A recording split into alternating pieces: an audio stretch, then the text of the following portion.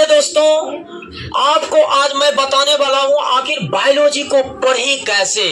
क्योंकि maximum student ये बोलते रहता है कि मुझे बायोलॉजी में दिक्कत होता है, मुझे बायोलॉजी में याद नहीं होता है, मैं याद करता हूं भूल जाता हूं। आज इन सारे झंझटों के उलझनों से आप दूर हो जाएंगे।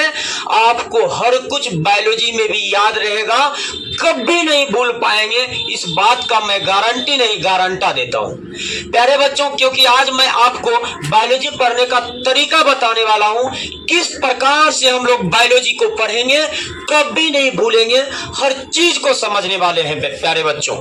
प्यारे बच्चों, अगर मैं बात करूं पीयूष ग्रंथि की बात मैं कर रहा हूं। सबसे पहले इसका जो भाग है, कितने भागों में बांटा गया, इसका क्या क्या है, सबसे पहले मुझे उसका नाम याद होना चाहिए। उसका अगर मैं पीयूष ग्रंथि के बारे में पढ़ रहा हूं तो हमको ये पता होना चाहिए वृद्धि हार्मोन इसी का भाग है।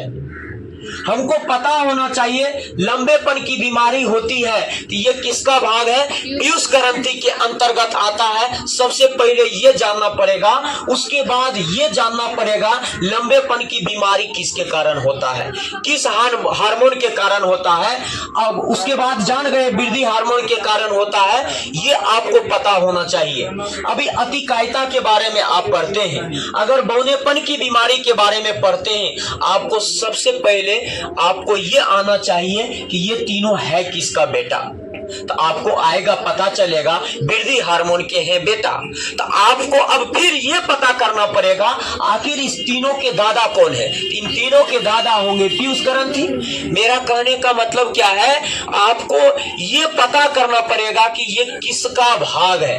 नहीं तो आप याद अभी करेंगे, आपको याद हो जाएगा, फिर कुछ दिन के बाद भूल जाएंगे, क्योंकि मालूम ही नहीं पड़ेगा ये पीयूष ग्रंथि का है, थायराइड ग्रंथि का है, पीनियल ग्रंथि का है, जनन ग्रंथि का है। आप कंफ्यूज कर जाओगे, याद करते रह जाओगे, भूलते रह जाओगे, कभी आपको माइंड में सेट होगा नहीं। सबसे पहले आपका काम होगा इन सारे चीज के बारे में जाने, और नाम याद रहना चाहिए मुंह पर। क्योंकि बायोलॉजी में ऐसे ऐसे नाम होते हैं उल्टा पुल्टा जो आपके माइंड में जल्दी सेट करते नहीं है। तो आप एक कॉपी में लीजिए या कार्डबोर्ड लीजिए, उसमें चार्ट इसका बनाइए, घर में साथ दीजिए और उसको देखिए। अब मान लीजिए जैसे यहाँ पर लिखा हुआ है एड्रीनोकोट्रोपिक हार्मोन, अब इतना बड़ा आया, हलंत पलंत देकर आया। अब आपको एक बार पढ़े, यादें नहीं है, करें कि पढ़ो करने लगते हैं। नहीं, इसको अगर आपको ठीक से समझ आ गया पढ़ने, आपको माइंड में याद हो गया, इसका डिफिनेशन तो भाई हिंदी में है, कोई दिक्कत होगा ही नहीं। समझ रहे मेरी बात। इसके सारे पार्ट्स को आपको प्राप्त करना पड़ेगा। अब ऑक्सीटोसिन के बारे में अगर मैं पढ़ रहा हूं तो ये पता होना चाहिए ये पीयूष ग्रंथि के अंतर्गत आता है, और उसके बाद आपको पीयूष ग्रंथि के बारे में अच्छी तरीके से जानना पड़ेगा। तब जाकर इसके बारे में अगर जानते हैं तो आप कभी नहीं भूल पाएंगे। आपको बायोलॉजी भी फिजिक्स की तरह, केमिस्ट्री की तरह अच्छी तरह से समझ आने वाला है, मैथ्स की तरह अच्छी तरह से समझ आने वाला है। अगर कोई डॉक्टर बनता है तो भाई इसी के कारण, जो इसको छोड़ेगा तो डॉक्टर बन पाएगा क्या, नहीं ना बन पाएगा। तो अंतर क्या है कि कोई बच्चा, सब बच्चा पढ़ता है साइंस, लेकिन वो डॉक्टर बन जाता है, हम आप नहीं बन पाते, हम नर्स में रह जाते, कंपाउंडर में रह जाते। क्या आखिर क्या कारण है? क्योंकि वो चार्ट बनाता है, इस चीज को, ये बड़ा बड़ा लटपटुआ वर्ड को स्टूडेंट जो छोड़ देता है ना, डॉक्टर बनने वाला आदमी उसी को पढ़ता है। क्योंकि सफल व्यक्ति और असफल व्यक्ति में अंतर यही होता है, सफल व्यक्ति उसी काम को करता है जिस काम को असफल व्यक्ति छोड़ देता है। उसी प्रकार अगर ये आपको अटपटा सा वर्ड लग रहा है, ये ल्यूटिनाइजिंग हार्मोन अटपटा सा लग रहा है, थायरोट्रोपिन आपको अटपटा सा लग रहा है, ल्यूटोट्रोपिक आपको अटपटा सा लग रहा है, अगर आपको डॉक्टर बनना है, अगर बहुत बड़ा आदमी बनना है, तो आपको इसी चीज को याद रखना पड़ेगा।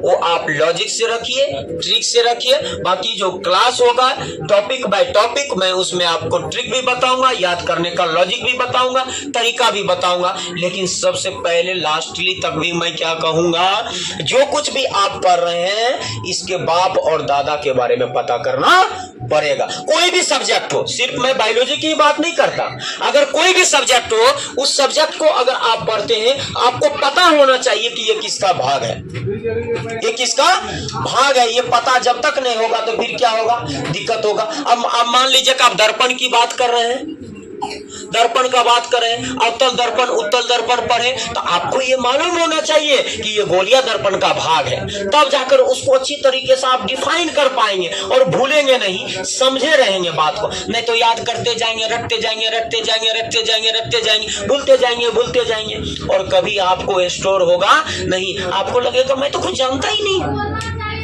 6 महीना आपको डिस्टर्ब क्लास हो जाएगा, बैक हो जाइएगा, गैपिंग कर दीजिएगा, लगेगा हम कुछ जानते ही नहीं।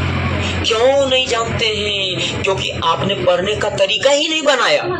आप देखेंगे यूपीएससी बीपीएससी का जो तैयारी करते हैं उसके घर में सारा चार्ट लिखा रहता है, चार्ट बनकर चारों दीवार में चिपकाया रहता है। इसको चार्ट आप लोग बनाइए, तब जाकर उस मुकाम पर पहुंचिएगा। जो आज इस चीज से भाग रहा है ना, कल के डेट में जो यूपीएससी बीपीएससी तैयारी करेंगे यही चीज फिर से आपको करना पड़ेगा। लेकिन आज अगर आप कर लेते हैं तो मैं आपको गारंटा देता हूं कल के डेट में आपको दिक्कत होने वाला नहीं है। फर्स्ट अटेम्प्ट में टॉपर यूपीएससी बीपीएससी आप बन सकते हैं, लेकिन अगर इस तरीके से आप पढ़ेंगे तब। इसलिए मैं आपको भरोसा दिलाता हूं, आप इसी तरीके से पढ़िए, आपको कभी दिक्कत होने वाला नहीं है। Okay, thank you, all the best.